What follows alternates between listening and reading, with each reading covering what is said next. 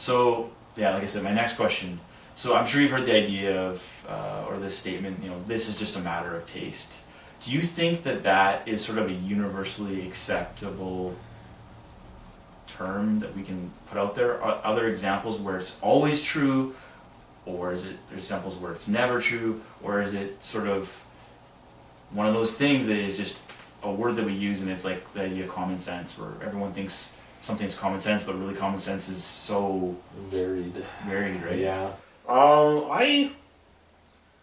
I think taste. When you're talking about taste, it's a conversation about education, right? It's about educating yourself, and it's that doesn't mean that you don't have people don't have certain tastes, right? You have you know, but I don't know that you're necessarily born with them, right? Mm-hmm. And you, from an early age, are taught one way or the other, right? And then at some point you take over and you're making up your mind. But people talk about wine, and there's dry wine, and there's more of a fruity wine, and which is better.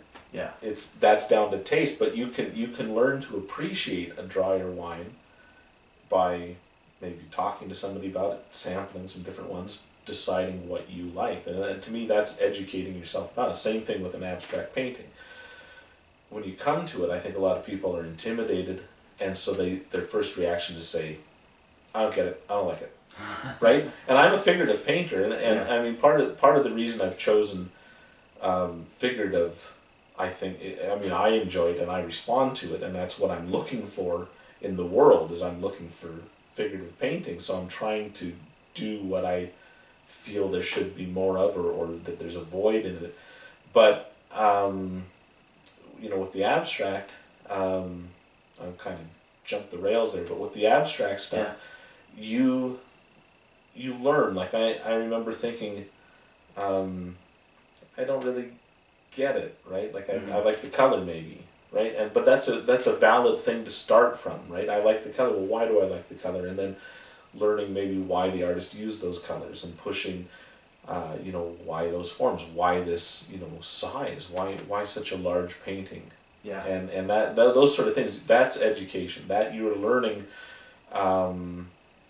more about the processes behind things, or why some people like it. And you might still decide you don't like it, but I think ultimately, going to the other part of the question, if you're looking for something that's pretty hard to contest, generally math has always been a hard thing to say it's subject to taste. It really isn't. It either is or it isn't. Yeah. And I'm not savvy on all of the types of math out there, but 1 + 1 is 2. Yeah. Right? And you can't really dispute that unless you do it theoretically. Yeah, when you start talking about it from a philosophical standpoint, or like you said, conceptual again. Yeah, and so, but I would argue that a lot of art forms aren't that much different. People bring their sensibilities to it, and you can decide for yourself what's good and what's bad. But you should have a bit of knowledge as to why it's good and why it's bad. And the same if you want to subvert it, if you want to go and change what's happening out there. I think a perfect example is you can't go and revolutionize music if you don't know how to play the instrument you're trying to revolutionize with. Right. Right? So you still have to have a basis and a ground in order to take it to that new level. And if you're gonna break the rules, I do believe you have to know those rules. And I think there is people can decide for themselves what they like or dislike in art. I think they do themselves a disservice if they don't try to understand it, even if they don't like it. Try and understand it a little bit. And there's art that I don't like out there, but I find that the art that's the weakest is the art that doesn't have that foundation. Right. If they don't know how to play their instrument, they can sometimes do some really cool things, but a lot of times I think it just kind of falls flat. Well, you have to become technically proficient in order for people to believe that they can do it themselves. Because most of the time when you enjoy something, you're like, wow, that person's so good at this, I bet you I could do that. And then you realize, well, no, they've worked really fucking hard at this, right? Yeah. And I always say this to people, but it's like, there's 2 examples of this, but art needs to be either so simple that that you could be like, I wish I could do that myself, and why didn't I think of that? Or so complicated that you're like, wow, they worked really hard at that, and then you sort of have to applaud them because you say, I realize how hard it was for you to make that. Like, if there's either, that's sort of the route I take with it. Is two of those things happen, but. Well, but I think you know, I mean, you look at different forms of art, whatever it is, and I think the biggest thing is will. You have to have the will to want to do it. If you don't want to do it, then you're not going to put the time in, and blah blah blah. Yeah. But if you want to do it, and that's what I've said, because I've been part of a wood carving group with my dad. It's been, you know, when he retired, he got into that. Yeah.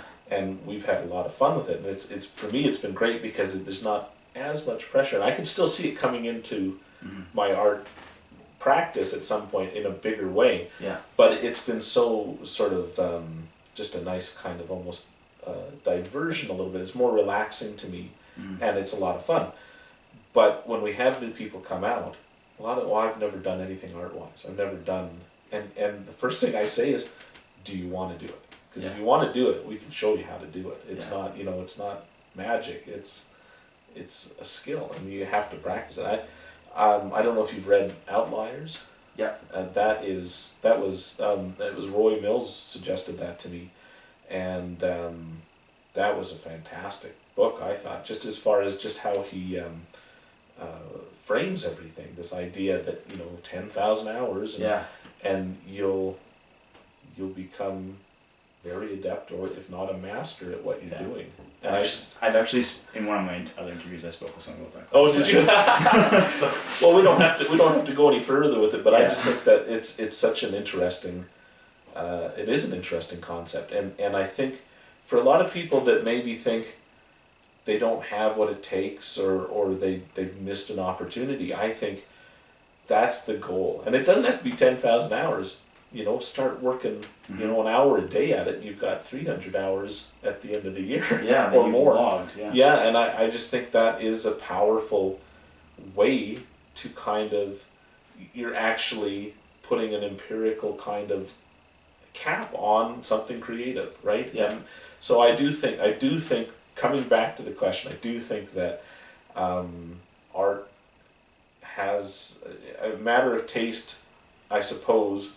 But that's going to be limited by how much people educate themselves on it, and how, because I do think in art you have, or music, there is a certain level of quality, and that comes from the artist's knowledge. Cool.